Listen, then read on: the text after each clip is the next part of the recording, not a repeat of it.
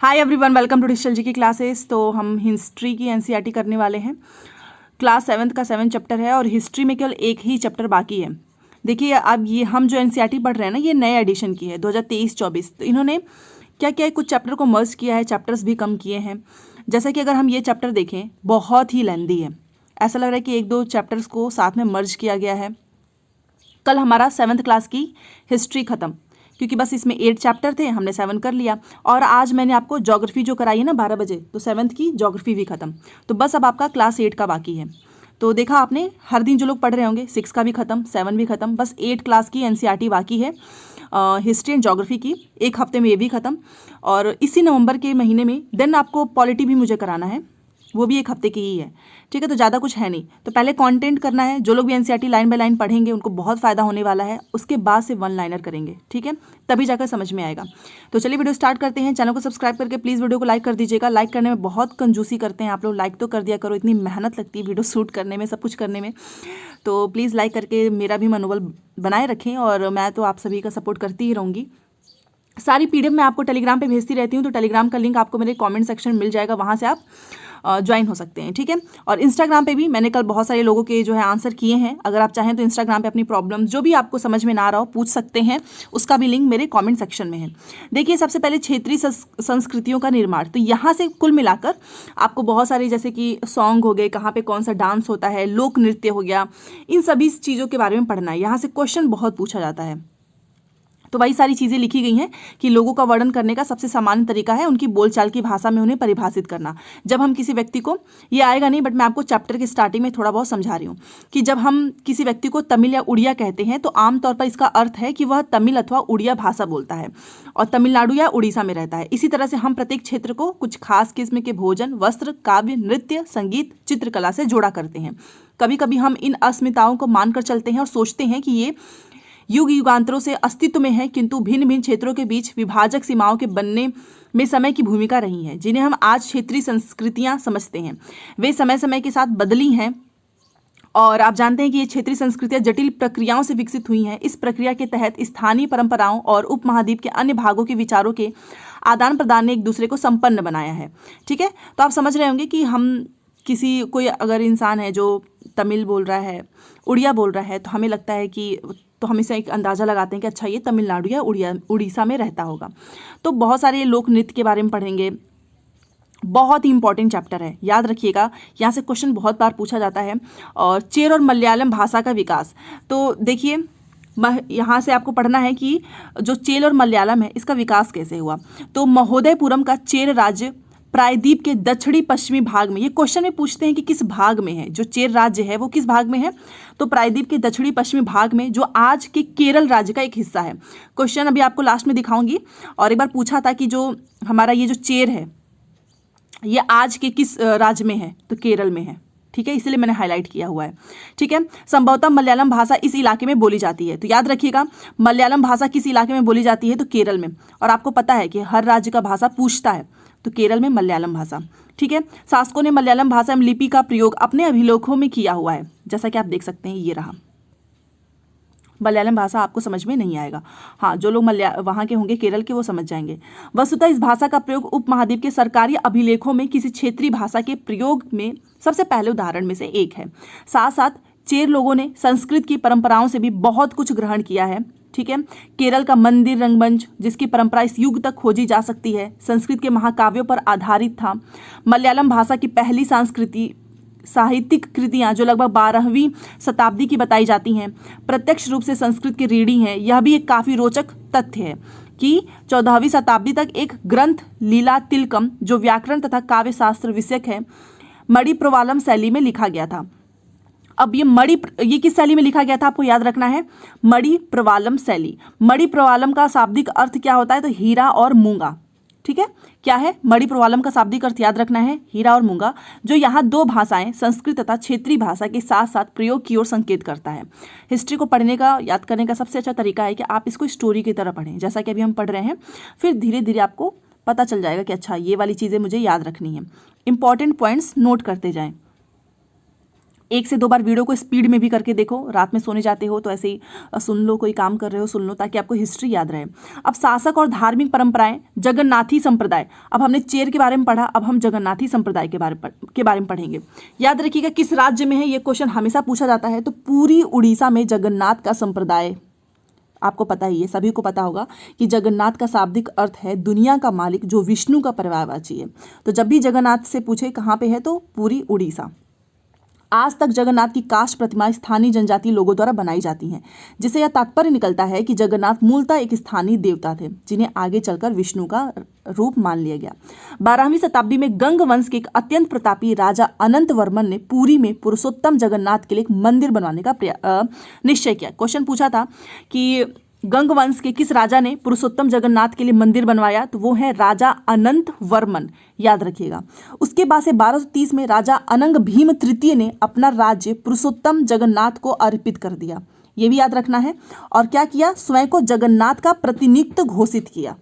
ठीक है, तो यहाँ से आपने देखा होगा इस लाइन में से, एक तो ये दोनों लाइन बहुत इंपॉर्टेंट है, ठीक है। उसके बाद से राजा अनंत वर्मन और राजा अनंग भीम तृतीय, इनसे क्वेश्चन पूछा जाएगा। ओके, स्टेटमेंट में पूछेंगे कि इतना तो पैराग्राफ दे देंगे, फिर 4-5 लाइन, फिर नीचे ऑप्शंस, तो आपको वहाँ से सेलेक्ट करना होगा। अब ये जगन्नाथ मंदिर पुरी, आप में से बहुत सारे लोग तो घूमे भी होंगे, ठीक है। तो कहाँ पे है, पुरी उड़ीसा। बहुत ही अच्छा जगह है, बहुत ही अच्छा मंदिर है। अगर आपको मौका मिले तो आप जरूर जाइएगा। और कितने लोग देख चुके हैं प्लीज़ मुझे ज़रूर बताना। क्या आप में से कोई केरल का है जो ये वीडियो देख रहा है, या उड़ीसा का? यहाँ से देखिए, जो जो इस मंदिर को तीर्थ स्थल यानी तीर्थ यात्रा के केंद्र के रूप में महत्व प्राप्त होता गया, सामाजिक तथा राजनीतिक मामलों में भी इसकी सत्ता बढ़ती गई। जिन्होंने भी उड़ीसा को जीता, जैसे मुगल, मराठे, अंग्रेज, ईस्ट इंडिया कंपनी, सबने इस मंदिर पर अपना नियंत्रण स्थापित करने का प्रयत्न किया। वे सब यह महसूस करते थे कि मंदिर पर नियंत्रण प्राप्त करने से स्थानीय जनता में उनका शासन स्वीकार्य हो जाएगा। वो ये सोचते थे कि अगर मंदिर पे कंट्रोल हो जाएगा तो जो स्थानीय जनता है वहाँ पे शासन स्वीकार्य हो जाएगा। अब आपने जगन्नाथ के बारे में पढ़ा, अब हम राजपूत के बारे में पढ़ेंगे, जो राजपूत हैं और शूरवीरता की परंपराएं। 19वीं शताब्दी में ब्रिटिश लोग उस क्षेत्र को जहां आज का अधिकांश राजस्थान स्थित है, राजपूताना कहते थे। ठीक है, इसे यह समझा जाता था कि वह एक ऐसा प्रदेश था जहां केवल अथवा प्रमुख रूप से राजपूत ही रहा करते थे। लेकिन यह बात आंशिक रूप से ही सत्य है। ऐसे अनेक समूह थे जो उत्तरी मध्यवर्ती भारत के अनेक क्षेत्रों में अपने आप को राजपूत कहते थे। यह भी सत्य है कि राजस्थान में राजपूतों के अलावा अन्य लोग भी रहते थे। ऐसा नहीं कि बस वहां पे राजपूत ही रहते थे। तथापि यह अक्सर माना जाता है कि राजपूतों ने राजस्थान को एक विशिष्ट संस्कृति प्रदान की। ठीक है, अब ये क्वेश्चन तो नहीं पूछेगा, बट यहाँ से मैं आपको बताना चाहूँगी कि राजस्थान के अधिकांश भाग पर विभिन्न परिवारों के राजपूत राजाओं का शासन रहा। जैसा कि आपको पता है, पृथ्वीराज एक ऐसा शासक था, ये ठीक है, कि पृथ्वीराज भी एक ऐसे शासक थे जिनका अधिकांश भाग पर विभिन्न जो परिवार थे उन्हीं का राजस्थान में शासन रहा है। और ये शासक ऐसे सूरवीरों के आदर्शों को अपने हृदय में संजोए रखते थे, जिन्होंने रण क्षेत्र में बहुत बहादुरी से लड़ते हुए अक्सर मृत्यु का वरण किया मगर पीठ नहीं दिखाई।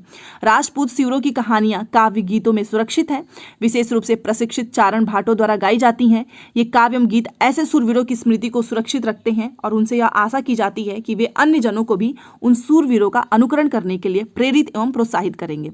साधारण जन भी इन कहानियों से आकर्षित होते थे और इन कहानियों में अक्सर नाटकीय स्थितियां जैसे कि स्वामी भक्ति, मित्रता, प्रेम, शौर्य, क्रोध आदि प्रबल संवेगों का चित्रण होता था। ठीक है, तो हम लोगों ने राजपूत के बारे में पढ़ा कि किस तरीके से राजस्थान का अधिकांश हिस्सा राजपूताना कहा जाने लगा, और जरूरी नहीं था कि वहाँ पे बस राजपूत ही रहते थे, बट ऐसा कहते थे। ये सारी चीज़ें आपने पढ़ी। अब यहाँ पर आप देख सकते हो, ये अलग अलग जो राज्य है उनका यहाँ पे मैप में दिखाया गया है सती प्रथा के बारे में, कि जो सती प्रथा यानी कि जो विधवाएं थी वो विधवाओं द्वारा अपने मृतक पतियों की चिता पर जिंदा जल जाने की प्रथा का भी कुछ कहानियों में उल्लेख पाया जाता है। आप जानते ही हैं कि किसी का हस्बैंड की डेथ हो जाती थी तो जिंदा ही जो है उसकी बीवी को उस चिता पर जलाने की प्रथा थी। इस प्रकार जो लोग सूरवीर के आदर्शों का पालन करते थे उन्हें अक्सर इस आदर्श के लिए अपने जीवन का बलिदान करना होता था। ये ऐसा होता था, ठीक है, कि जो लोग भी इसका पालन करेंगे ना उनको अपने जीवन का बलिदान करना होता था। ठीक है, बाद में इसका काफ़ी विरोध हुआ। अब यहाँ से कुछ हम कथक की कहानियों के बारे में पढ़ेंगे। सबसे पहले आपको पता होना चाहिए कि कथक शब्द जो है कथा शब्द से निकला है। ठीक है। जिसका प्रयोग, देखिए जितना मैं बता रही हूँ सिर्फ उतना ही, ये ऊपर की इंपॉर्टेंट नहीं है। जिसका प्रयोग संस्कृत तथा अन्य भाषाओं में कहानी के लिए किया जाता है। कथक मूल रूप से उत्तर भारत के मंदिरों में कथा यानी कहानी सुनाने वालों की एक जाति थी। ये कथाकार अपने हाव भाव तथा संगीत से अपने कथावाचन को अलंकृत किया करते थे। 15वीं तथा 16वीं शताब्दी में भक्ति आंदोलन के प्रसार के साथ कथक एक विशिष्ट नृत्य शैली का रूप धारण करने लगा। राधा कृष्ण के पौराणिक आख्यान लोक नाट्य के रूप में प्रस्तुत किए जाते थे, जिन्हें रासलीला कहा जाता था। रासलीला में लोक नृत्य के साथ कथक कथाकार के मूल हाव भाव भी जुड़े होते थे। ठीक है, तो कथक के बारे में यहाँ पर हम पढ़ रहे हैं और आपसे यहाँ से क्वेश्चन पूछेगा कि मुगल बादशाह और उनके अभिजातों के शासनकाल में कथक नृत्य राज दरबार में प्रस्तुत किया जाता था, जहां इस नृत्य ने अपने वर्तमान अभिलक्षण अर्जित किए और वह एक विशिष्ट नृत्य शैली के रूप में विकसित हो गया।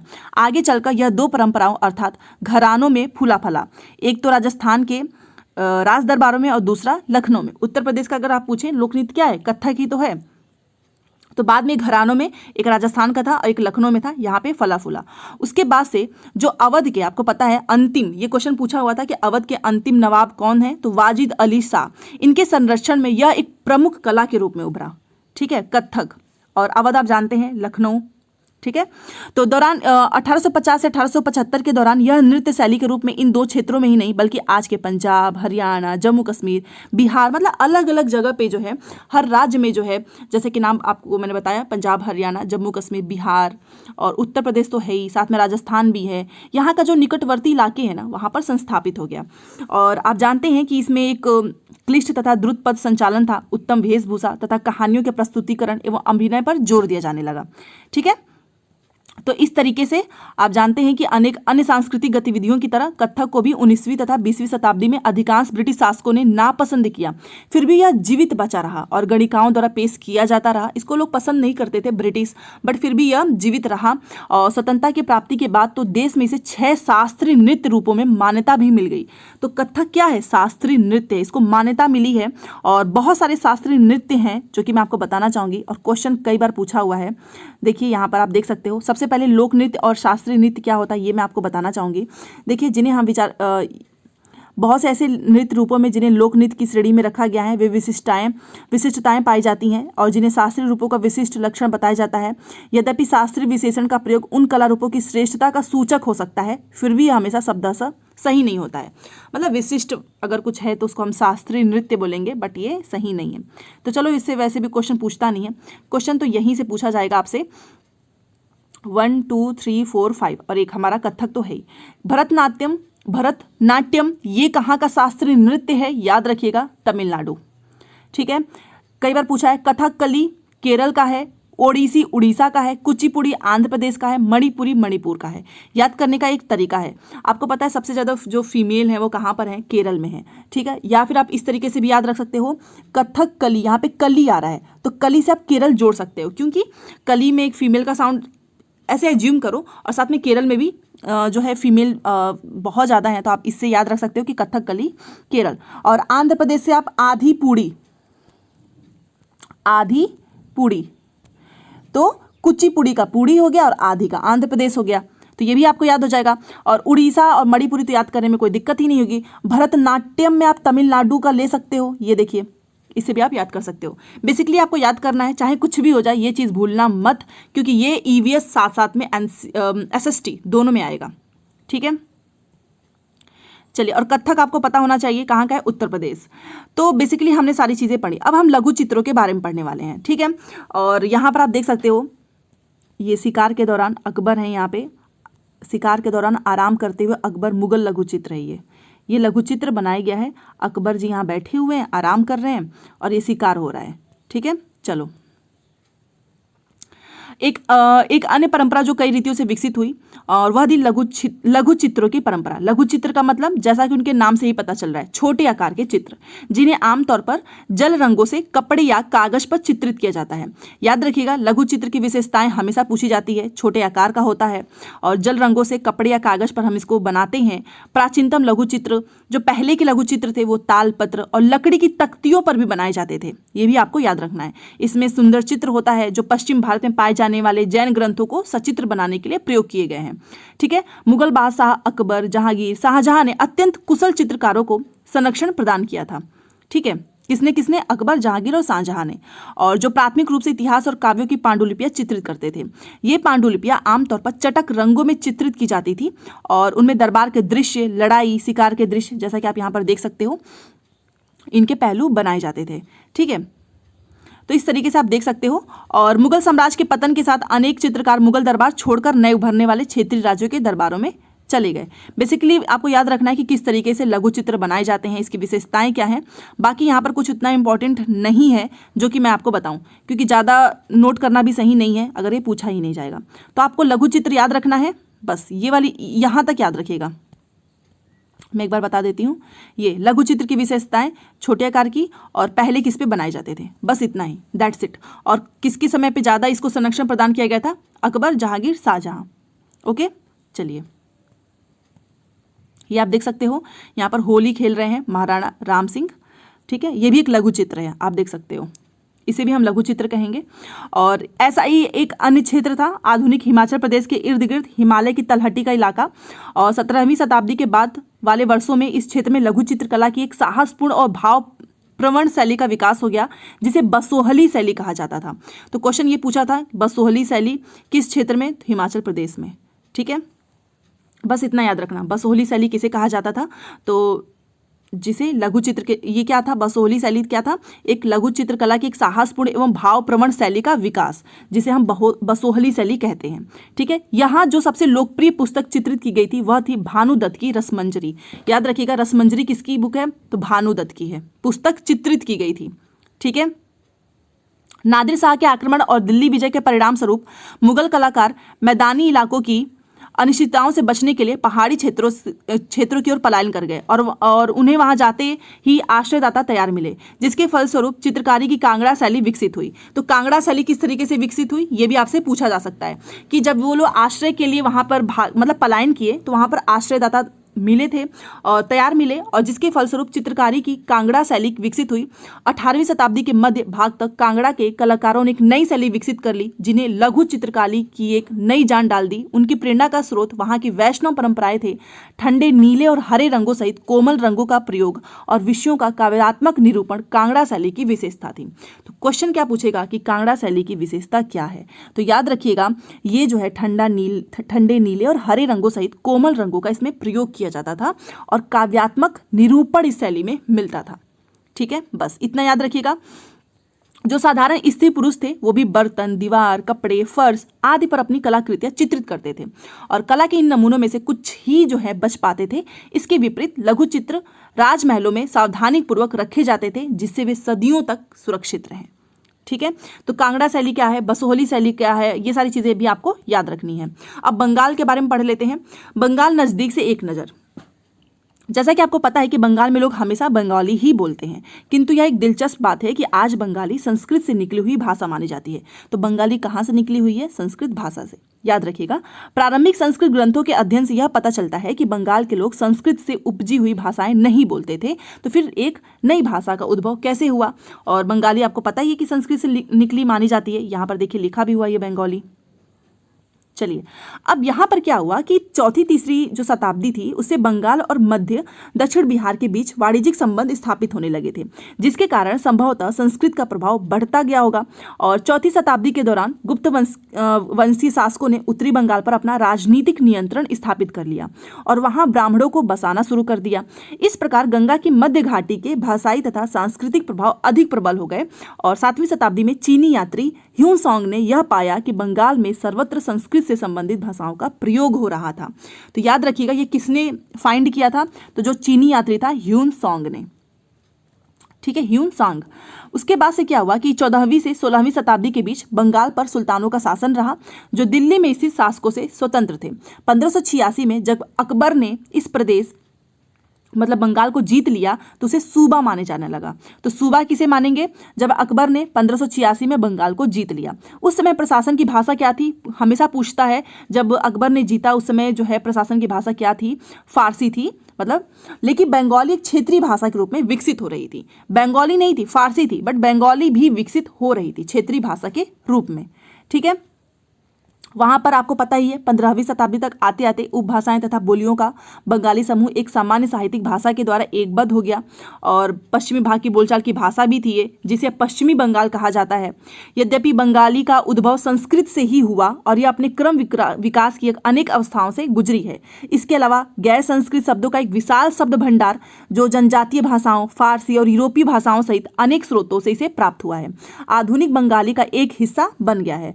बंगाली के प्रारंभिक साहित्य को 2 श्रेणियों में बांटा जा सकता है। तो किस किस श्रेणी में, याद रखिएगा, बंगाली को कितने 2 श्रेणी में बांटते हैं। एक श्रेणी थी संस्कृत की और दूसरी थी स्वतंत्र, दूसरी उसे स्वतंत्र है।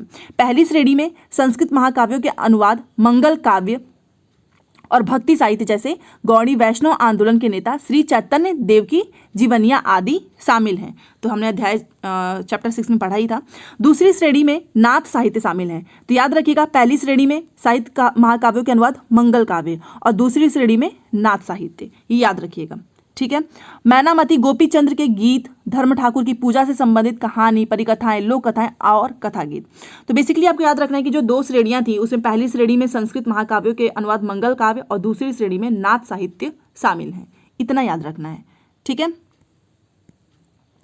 उसके बाद से इतना इंपॉर्टेंट नहीं है, बट यहाँ पर मैं आपको बता देती हूँ कि पहली श्रेणी के ग्रंथों का काल निर्णय करना अपेक्षाकृत सरल है, क्योंकि ऐसी अनेक पांडुलिपियाँ पाई गई हैं। और मतलब पहली श्रेणी का जो है आप आराम से उसका काल निर्णय कर सकते हो, क्योंकि उसकी पांडुलिपि है। अब जिसकी पांडुलिपि नहीं रहेगी उसका हम नहीं बता सकते हैं। तो जिसमें यह इंगित किया कि उनकी रचना 15वीं शताब्दी के उत्तरार्ध और 18वीं शताब्दी के मध्य भाग के बीच की गई थी। दूसरी श्रेणी की कृतियाँ मौखिक रूप से कहीं सुनी जाती थीं, इसलिए उनका काल निर्णय सही नहीं किया जा सकता था। वे खास तौर पर पूर्वी बंगाल में लोकप्रिय थी, जहां ब्राह्मणों का प्रभाव अपेक्षाकृत कम था, ठीक है। अब यहां से आपको पीर और मंदिर के बारे में पढ़ना है, उसके बाद से ये सारी चीजें, ठीक है। तो चलिए इसको देख लेते हैं। यहां से उतना इंपॉर्टेंट जो चीजें रहेंगी वही मैं आपको बताऊंगी। तो ये रहा हमारा पीर और मंदिर। देखिए, 16वीं शताब्दी से लोगों ने बड़ी संख्या में पश्चिम बंगाल के कम उपजाऊ क्षेत्रों को छोड़कर दक्षिण पूर्वी बंगाल के जंगली तथा दलदली इलाकों में प्रवास करना शुरू कर दिया था। चैप्टर बड़ा है, बट एक ही 2 चैप्टर को मर्ज किया गया है, तो इसलिए आप ये मत सोचो कि कितना लेंदी है। अच्छा है कि जल्दी से खत्म हो जाए। जो वे पूर्व की ओर बढ़ते गए, वे जंगलों को साफ करके भूमि में धान की खेती करने लगे और धीरे धीरे स्थानीय मछुआ, स्थानांतरित खेती करने वाले लोग, जनजातीय किसानों के नए समुदाय में मिल गए। इन दिनों में बंगाल पर मुगलों का नियंत्रण स्थापित हो गया था, जिन्होंने पूर्वी डेल्टा प्रदेश के केंद्रीय भाग में स्थित ढाका नगर में अपनी राजधानी स्थापित की। कहां पर? ढाका नगर में। अधिकारी और कर्मचारी लोग भूमि प्राप्त करके अक्सर उस पर मस्जिदें बनाने लगते थे, जो इन इलाकों के धार्मिक रूपांतरण के केंद्रों के रूप में काम आती थी, ठीक है। उसके बाद से यहाँ से कुछ इंपॉर्टेंट नहीं है। और पीर किसे कहते हैं तो आपको ये पता होना चाहिए कि स्नेह और आदर से लोग इनको पीर कहा करते थे। किसे कहते थे ये मैं आपको बता देती हूँ। प्रारंभ में बाहर से आकर यहाँ बसने वाले लोग इन अस्थिर परिस्थितियों में रहने के लिए कुछ व्यवस्था तथा आश्वासन चाहते थे। ये सुख सुविधाएं तथा आश्वासन उन्हें समुदाय के नेताओं ने प्रदान की। तो जो समुदाय के नेता थे उन्होंने जो है उनको आश्वासन प्रदान किया। ये नेता शिक्षकों और निर्णायकों की भूमिकाएं भी अदा करते थे और कभी कभी ऐसा समझा जाता था कि इन नेताओं के पास अलौकिक शक्तियाँ हैं। स्नेह और आदर से लोग इन्हें पीर कहा करते थे। समझ में आ गया किसे पीर कहते थे? जो लोग बाहर से आए तो उन्हें कुछ व्यवस्था करनी पड़ती थी, तो सुख सुविधाएं सारी चीज़ें प्रोवाइड की नेताओं ने, जिसमें कुछ जो है शिक्षक, कुछ निर्णायक की भूमिकाएं भी अदा करते थे। तो ये इतना अच्छा, इतना हेल्प करते थे, इस वजह से भी इनको लोग रिस्पेक्ट में और प्यार से पीर कहा करते थे, ठीक है। चलिए, बाकी तो यहाँ पे कुछ इंपॉर्टेंट नहीं है, इसमें आप उसको खुद भी पढ़ सकते हो, बट इसमें कुछ भी इंपॉर्टेंट नहीं है। ये आप देख सकते हो, क्षेत्रीय संस्कृतियों का निर्माण। और ये फोटो आप देख सकते हैं, ये जो है दोचाला छप्परदार झोपड़ी है और ये चौचाला मंदिर है, ठीक है। और ये आपको दिख जाएगा यहाँ पर गोपियों के साथ कृष्ण, श्यामपुर मंदिर से पकी मिट्टी की एक पटिया है, ये रहा।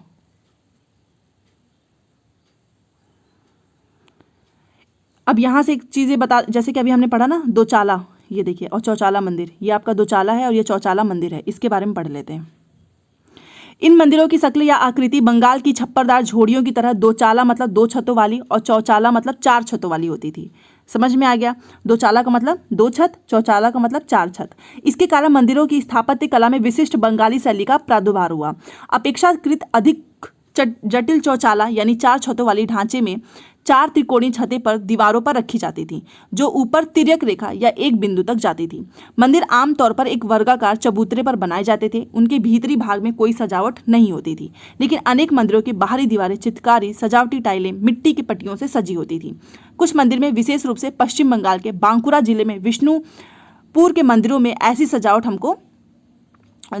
सजावटें अत्यंत उत्कृष्ट कोटि तक पहुंच चुकी थी। तो ये इसकी बात हो रही है चौचाला मंदिर की। ठीक है, चलिए, तो ये तो हमने पढ़ लिया चौचाला मंदिर की किस तरीके से, ये मंदिर किस तरीके से है। ये सारी पॉइंट्स आप याद रखना कि इसमें 4 छत वाली थी, त्रिकोणीय छतें थी और ऊपर तिरक रेखा है। ठीक है, वर्गाकार जो है चबूतरे हैं इसमें। ये पॉइंट्स आप याद रखना चौचाला मंदिर के बारे में। अब मछली भोजन के रूप में इसमें ये बताया गया है कि कुछ ब्राह्मण जो है वो ये सारी मछली वगैरह नहीं खाते थे। बाद में जो बंगाल के ब्राह्मण थे उनको मछली खाने की अनुमति मिल गई थी। यही है इस पॉइंट में। फिर भी मैं आपको पढ़ के सुनाना चाहूँगी। परंपरागत भोजन संबंधी आदतें आपको पता ही है, आमतौर पर स्थानीय रूप से उपलब्ध खाद्य पदार्थों पर निर्भर करती है। बंगाल एक नदीय मैदान है जहाँ मछली और धान की उपज बहुतायत से होती है, मछली चावल। ठीक है, इसी वजह से इसलिए स्वाभाविक है कि इन दोनों वस्तुओं को गरीब बंगालियों की भोजन सूची में भी प्रमुख स्थान प्राप्त है। मछली पकड़ना वहाँ का प्रमुख धंधा रहा है। बंगाली साहित्य में मछली का स्थान स्थान पर उल्लेख मिलता है। और आपको इससे ज़्यादा और क्या होगा कि मंदिर और बौद्ध विहारों की दीवारों पर जो मिट्टी की पट्टियाँ लगी हैं उनमें भी मछलियों को साफ करते हुए, जैसा कि आप देख सकते हो, ये देखिए, ये मछली को साफ कर रही है महिला और टोकरी में भर कर ले जाते हुए दर्शाया गया है। ठीक है, अब जहाँ पे जो चीज़ की उपज होगी लोग वही खाएंगे, और अब गरीब लोगों का तो ये प्रमुख भोजन भी होता है। ब्राह्मणों को सामिस भोजन करने की अनुमति नहीं थी, मतलब ये मांस मछली ये सब कुछ। लेकिन स्थानीय आहार में मछली की लोकप्रियता को देखते हुए ब्राह्मण धर्म के विशेषज्ञों ने बंगाली ब्राह्मणों को जो है निषेध में ढील दे दी, मतलब कि आप लोग भी खा सकते हैं। ठीक है, जैसे कि बृहद धर्म पुराण जो बंगाल में परिचित 13वीं शताब्दी का संस्कृत ग्रंथ है। तो ये क्वेश्चन पूछेगा कि बंगाल का जो है संस्कृत ग्रंथ का नाम बताइए, तो बृहद धर्म पुराण ने स्थानीय ब्राह्मणों को कुछ खास किस्मों की मछली खाने की अनुमति दी थी। मतलब सारी मछलियाँ मत खाओ, कुछ खास किस्म की जो मछली है वही आपको खाना है। ठीक है, तो आपने देखा होगा आज का जो चैप्टर है अलग अलग राज्यों के बारे में था। अलग अलग शास्त्रीय नृत्य, लोक नृत्य, हमने चेर के बारे में पढ़ा, हमने जगन्नाथ के बारे में पढ़ा, मतलब बहुत इंपॉर्टेंट है। और जैसा कि आप देख सकते हैं यहाँ पर इन्होंने बोला है कि आप इसको बताइए। जगन्नाथ का मैंने आपको बताया था, उड़ीसा है। ठीक है, मंगल काव्य भी मैंने आपको पढ़ाया है। लघु चित्र कहाँ से स्टार्ट हुआ, अनंत वर्मन। तो ये सारा आप जब चैप्टर से नोट करोगे कॉपी में, उसके बाद से जब दोबारा से पढ़ोगे तभी आप सॉल्व कर पाओगे। ठीक है, कथक के प्रमुख संरक्षक कौन थे ये भी हमने पढ़ा था, जब सबसे पहला कथक ही तो था, स्टार्ट हुआ था। तो ये सारी चीज़ें आपको पढ़नी है और खुद से शॉर्ट नोट्स जरूर बनाना। देखो मैं आपको जो क्वेश्चंस दूंगी ये है कि 40-45 आपके वहाँ से कवर हो जाएंगे, बट फिर भी आप हमेशा कोशिश करो कि आपको 60 में से 60 लाना है, क्योंकि जब आप टारगेट 60 में से 60 लाने का करेंगे ना तो ही आपका 55 नंबर आएगा। अगर आपने टारगेट कर लिया 40 का तो आपके नंबर आएंगे 20। ये ऐसा होता है। टारगेट हाई रखो, उसको अचीव करने के लिए मेहनत करो। वीडियो पसंद आती है तो लाइक शेयर सब्सक्राइब कर दीजिएगा। सारी चीज़ें आपको, सारा PDF अगर आपको टेलीग्राम पे मिल जाएगा तो वहाँ से आप डाउनलोड करके अपने नोट्स बना सकते हैं। एंड मिलते हैं नेक्स्ट क्लास में। Thanks for watching. जिसने सुबह वाली क्लास नहीं देखी है, मैंने एक प्लेलिस्ट बनाया हुआ है सीटेट SST दिसंबर 2023 के नाम से, आप उस प्लेलिस्ट में जाइए, सारी क्लासेस कर लीजिए। ठीक है, तो चलिए मिलते हैं नेक्स्ट क्लास में। Thanks for watching.